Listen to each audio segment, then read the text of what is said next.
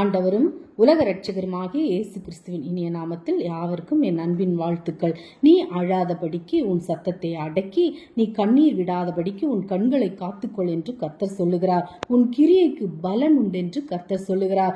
அவர்கள் சத்துருவின் தேசத்திலிருந்து திரும்பி வருவார்கள். எரேமியா 31:16.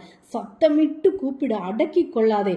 எக்காலத்தை போல் உன் சத்தத்தை உயர்த்தி என் ஜனத்துக்கு அவர்கள் மீறுதலையும் யாக்கோபின் வம்சத்தாருக்கு அவர்கள் பாவங்களையும் தெரிவியுங்கள். நீங்கள் தேவனுடைய நியாயத்தை விட்டு விலகாமல் நீதியை செய்து வருகிற ஜாதியாரை போல் நீங்கள் நாடோறும் என்னை தேடி என் வழிகளை அறிய விரும்புங்கள்.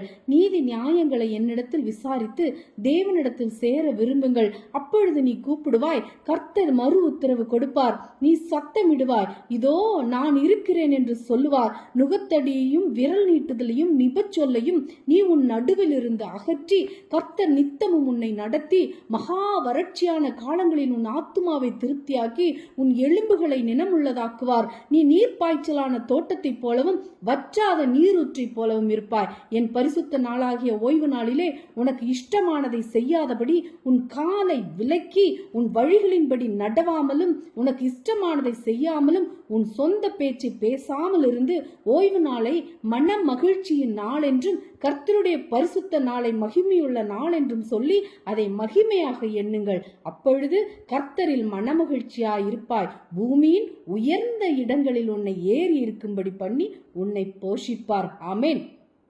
கர்த்தர் தாமே இந்த வார்த்தைகளின் மூலம் உங்களை ஆசீர்வதிப்பாராக. நீங்கள் ஆசீர்வதிக்கப்பட்டவர்கள். அல்லேலூயா. Price God.